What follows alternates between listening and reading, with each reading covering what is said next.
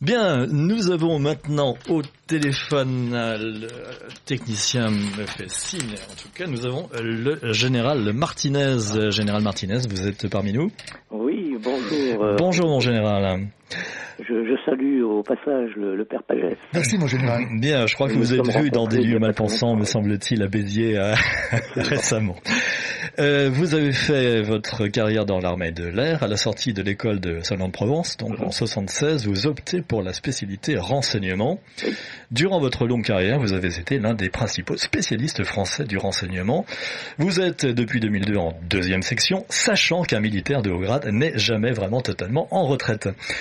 Nos auditeurs se souviennent que je vous ai reçu en février dernier, à ce même micro. Oui. En compagnie du général Christian Piquemal, du colonel de gendarmerie Fabrice Fanet, ainsi que de Luc Sommer, qui est le concepteur des réseaux Rémora. Oui.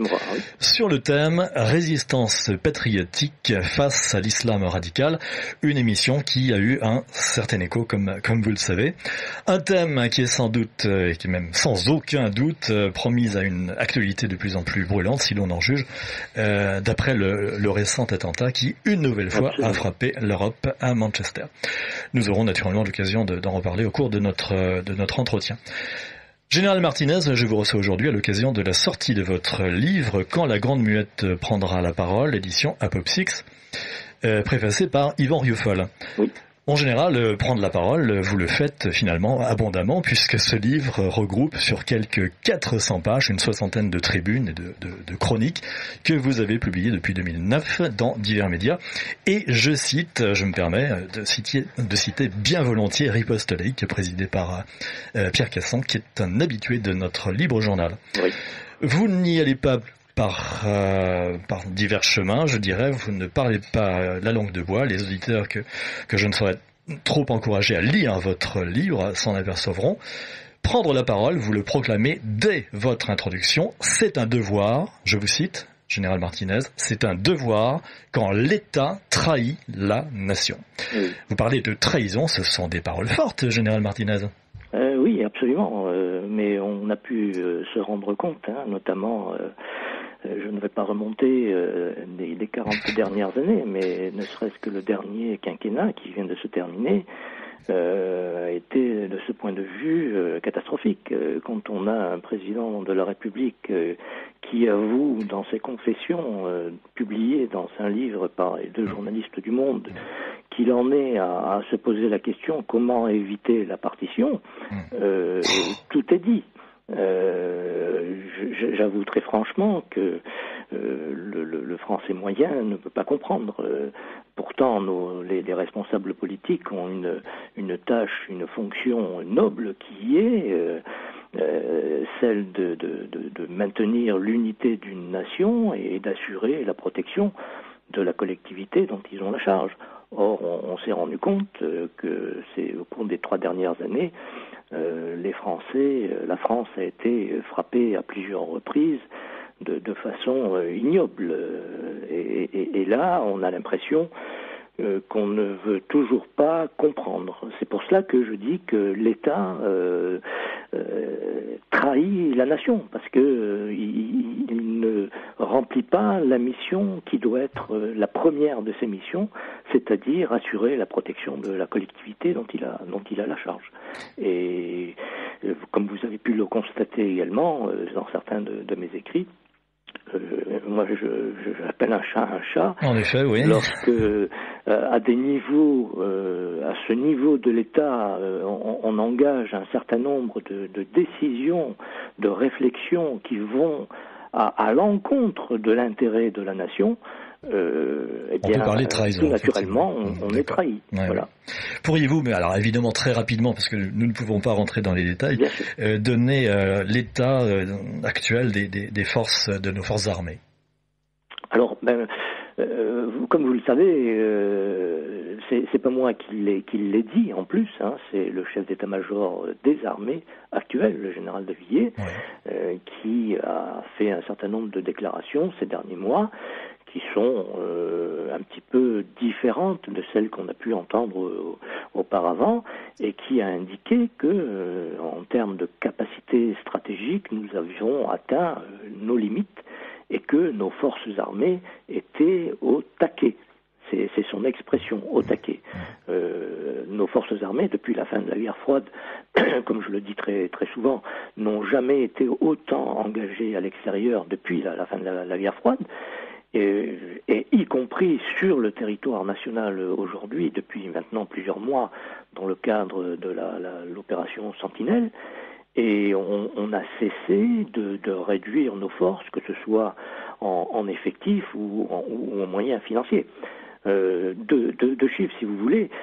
Sous le quinquennat de M. Sarkozy, nous, les forces armées, ont perdu 54 000 hommes. 54 000 hommes. Sous le quinquennat de M. Hollande, le livre blanc de 2013 prévoyait 34 000 suppressions supplémentaires. Vous imaginez, on en arrivait à 90 000. Il a fallu que ces actions islamistes sur le territoire et l'opération Serval également qui avait été déclenchée, le gouvernement et le président aient changé un peu son fusil d'épaule, si je puis dire, et ces 34 000 se sont limités aux 17 000 qui avaient déjà été réduites au cours des premières années du quinquennat. Le résultat, c'est quand même plus de 70 000 hommes en moins. 70 000 hommes en l'espace de 5 ans, grosso modo. De quinquennat, de programmation militaire. Voilà. Dans sa préface à votre livre, Yvan Rioufol parle, je cite, de l'état d'hébétude qui saisit les élites, guillemets, on emploie toujours maintenant le mot élite avec des guillemets très ironiques, bien sûr, comme vous l'imaginez, des élites de droite ou de gauche depuis les années 70. Donc, état d'hébétude. J'ai eu l'occasion de recevoir à ce même micro Alain Wagner, consultant à l'International Civil Liberties Alliance, l'ICLA, qui est venu nous parler du protocole de Barcelone. Les propos qu'il a tenus à cette occasion étaient absolument limpides, Général Martinez. Les stratégies de conquête de l'Europe par l'islam n'ont été possible qu'avec la complicité active des élites européennes. Il est donc inexact de parler de méconnaissance ou d'hébétude de nos élites, lesquelles agissent et laissent agir en toute connaissance de cause.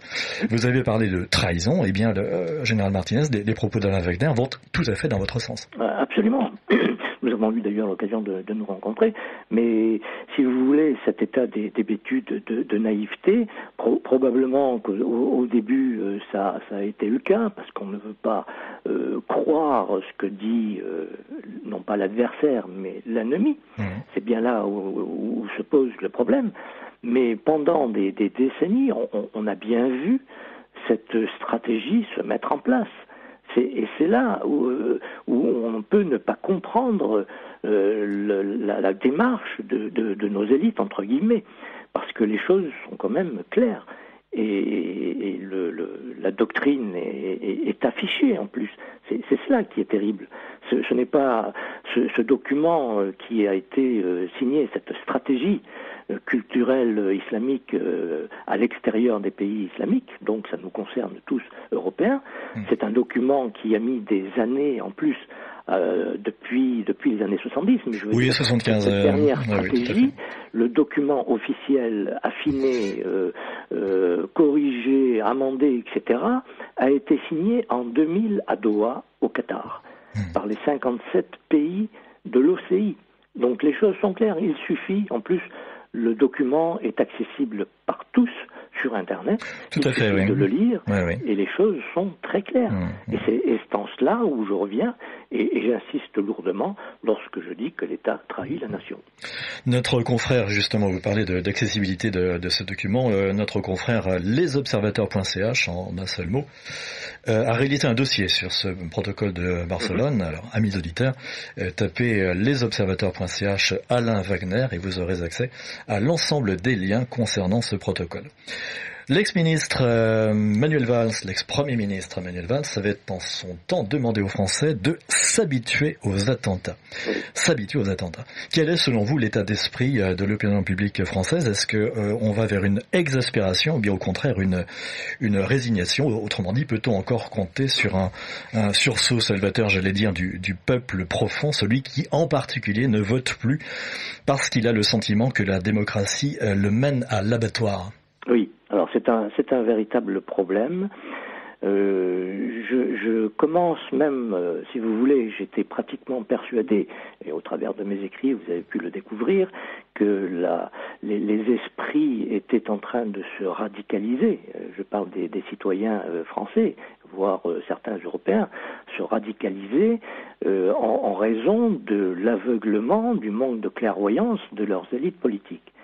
Mais ces dernières semaines, et puis je ne veux pas revenir sur l'élection du président de la République, mais j'avoue très franchement que je suis là actuellement, pour vous dire très sincèrement... Allez-y, soyez franc, Général Martinez.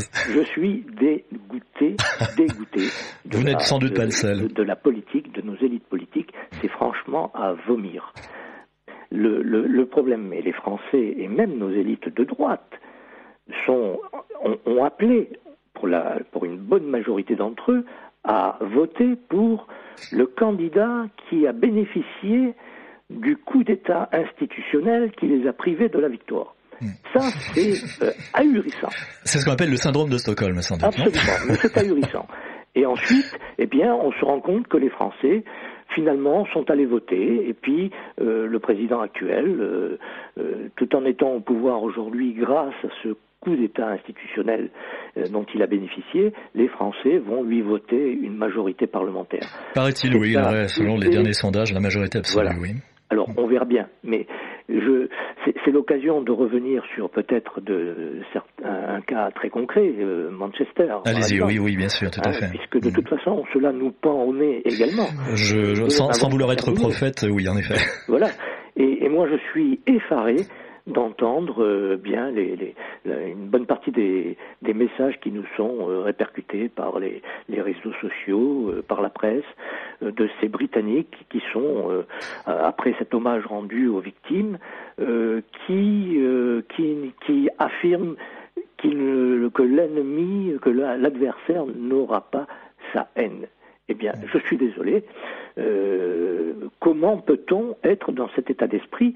Et c'est là où je commence à douter de la volonté de ce peuple européen, et notamment du peuple français, de se battre pour son identité.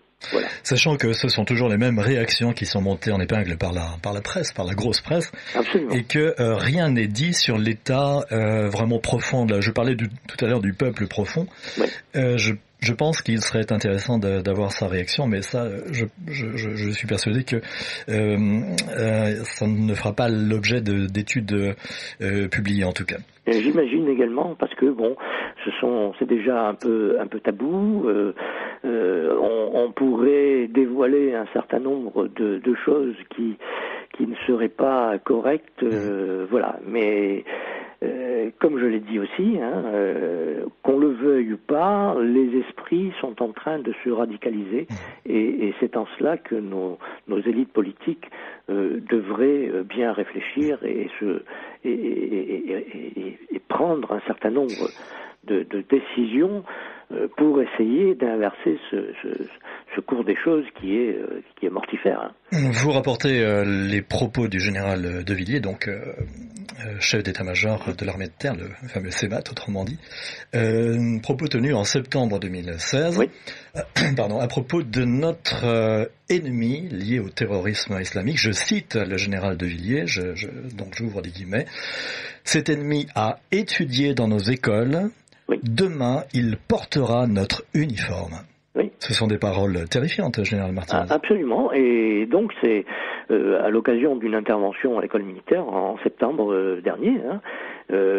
C'était donc une prise de conscience et une déclaration forte, et qui était tout de même accusatoire à l'égard de la politique qui est menée jusqu'à présent, mais qui a forcément été occultée et dont les médias ne se sont pas fait l'écho. Sans doute. C'est quand même malheureux, parce que c'est quelque chose d'important.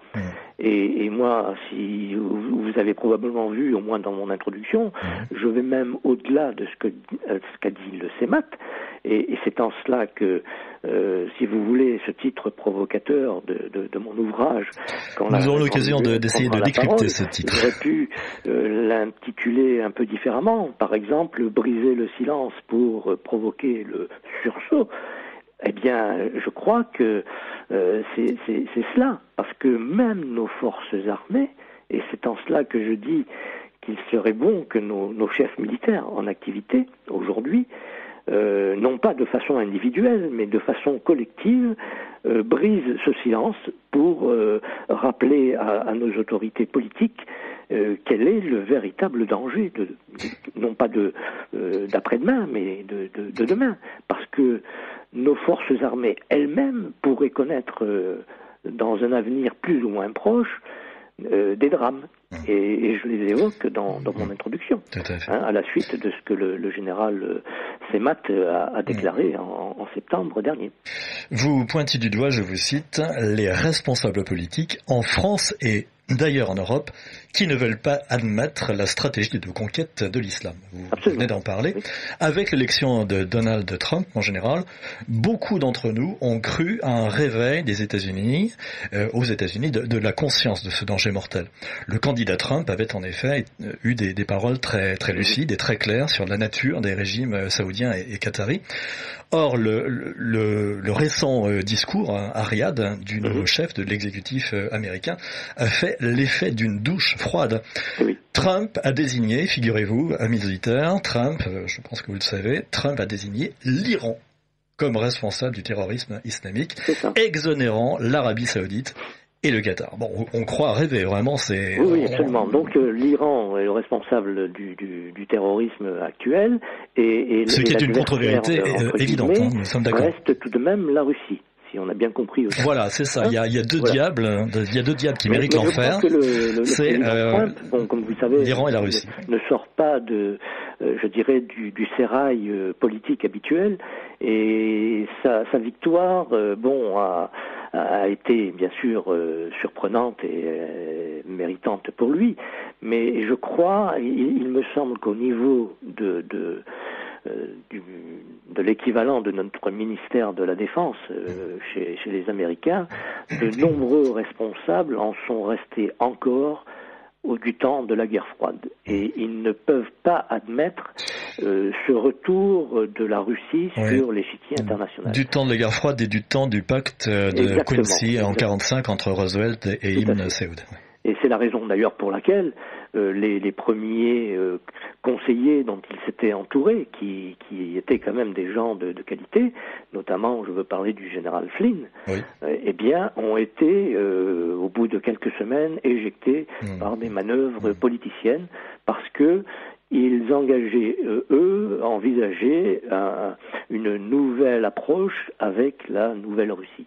Et ça, certains n'ont pas pu le supporter. Donc là, on est effectivement devant un cas très, très difficile aujourd'hui. Est-ce que vous pensez que ce discours je parle du discours de Riyad, du président Trump, est-ce que ce discours peut être un encouragement explicite donné aux principales puissances islamo-terroristes, l'Arabie Saoudite, le Qatar et la Turquie, à continuer leurs œuvres de conquête de l'Europe ?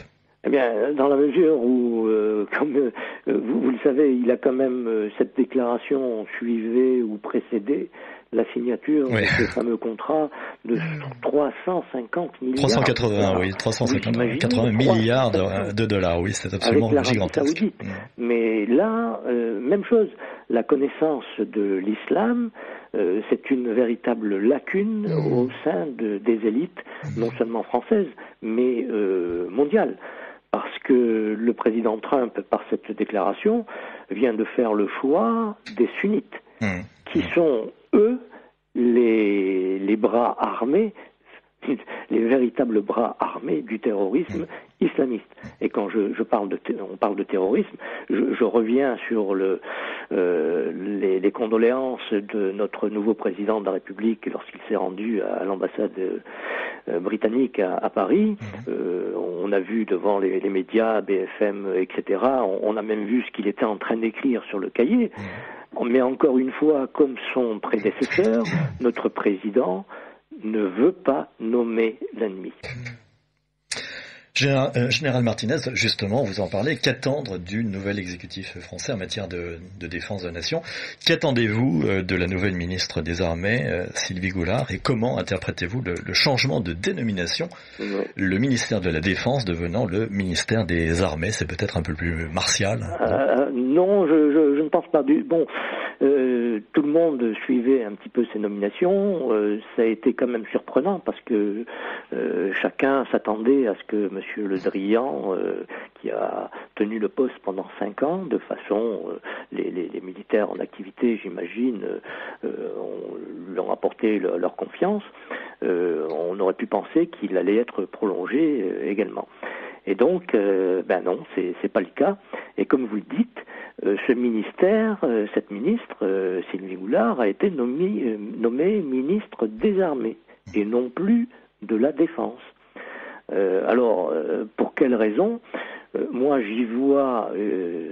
vous me direz, c'est un sujet de prédilection des présidents de la République, certes, mais ça veut dire que le président de la République actuel aura la mainmise sur tout ce qui se passera au niveau de la défense nationale et de la sécurité. Alors, la désignation de Madame Goulard, une surprise pour le citoyen lambda et peut-être aussi pour les médias, pour un tel ministère aujourd'hui, mais en plus, pourquoi surprise? Parce qu'elle n'a aucune compétence reconnue, à ma connaissance, dans ce domaine. Mais finalement, on peut se dire que ça n'a pas d'importance. Aucune importance, et je dirais même, bien au contraire, si on veut bien comprendre la démarche que je viens d'évoquer du nouveau président de la République. Il faut quand même peut-être rappeler qu'elle a déclaré au député Jacques Miard « Je ne me sens pas française ». Oui, mais ce qui est quand même un comble quand on arrive à la tête du ministère de la Défense. Tout à fait. Alors tout cela découle d'un état d'esprit de l'intéressé, et je dirais ça, c'est une suite logique de la vision de notre président de la République. Parce que, Madame Goulard, députée européenne depuis 2009, avec l'étiquette du Modène, a été présentée comme ayant été la conseillère politique de Romano Prodi, l'ancien président de la Commission, et comme celle qui a participé à la rédaction du traité constitutionnel européen, que les Français ont massivement refusé en 2005. Et à qui pauvres Français, on a imposé ce traité sous une forme à peine modifiée, au point virgule près peut-être. Absolument. Il faut donc, et en plus, il faut rappeler que les citoyens français, eux, ne le savent probablement pas, mais elle a fondé, toujours avec M. Romano Prodi, mais également avec Cohn-Bendit, avec Isabelle Durand, avec l'ultralibéral Guy Verhofstadt, le groupe, ce qu'on a appelé le groupe Spinelli, qui est en fait une association de députés européens, d'universitaires et d'autres personnalités politiques, dont l'objectif est de promouvoir le fédéralisme européen. C'est effectivement, tout à fait clair. C'est une officine fédéraliste. À marche forcée, dans une Europe supranationale, et qui sera, je dirais, au service non pas des citoyens européens, ou des peuples européens, mais qui sera au service finalement des oligarchies financières. Durant la campagne pour les européennes de 2014, Sylvie Goulard a affirmé, je la cite, « Le député européen ne s'adresse pas au petit public français. Les dirigeants nationaux n'y connaissent rien, ils vendent une Europe qui n'existe pas. » Cette déclaration, à l'occasion d'un échange avec monsieur le député Jacques Millard, lorsqu'elle a déclaré qu'elle ne se sentait pas française. Forcément, elle se sent profondément européenne, mais je veux dire, moi-même, je me sens européen, et les Français... Oui, de civilisation, de cœur, de culture, mais pas la civilisation de Bruxelles, j'imagine. Voilà, nous ne voulons pas de cette Europe. Oui, tout à fait. Général Martinez, je vous remercie. Je rappelle le titre de votre livre, Quand la Grande Muette prendra la parole, édition Apopsix, voilà, Apopsix, Apopsix, un livre fondamental dont je recommande chaudement la lecture à nos auditeurs. Chacun aura compris le sens, Général Martinez, qu'il faut accorder à l'expression prendre la parole s'agissant de l'armée. Je pense que quand l'armée prend la parole, les armes parlent. Bien, disons que c'est un peu pour ça, si vous voulez, depuis quelques années, que j'utilise cette appellation de général en deuxième section, parce que si j'avais écrit sous la simple signature de... Vous ne seriez plus général. Voilà, il faut donc, pour pouvoir donner un écho, il faut utiliser les armes, et la plume, en l'occurrence l'ordinateur, est aujourd'hui une arme qu'il faut utiliser pour rassembler les patriotes pour défendre leur identité. Et vous l'utilisez à bon escient avec énormément de talent et de courage. Merci Général Martinez. Serez-vous à la fête de Radio Courtoisie le 25 juin prochain? Absolument. Écoutez, c'est parfait. J'espère à mon stand, sinon vous me vexez profondément. Oui, très bien. Merci Général Martinez. Merci infiniment. Merci à vous, Henri Dubos.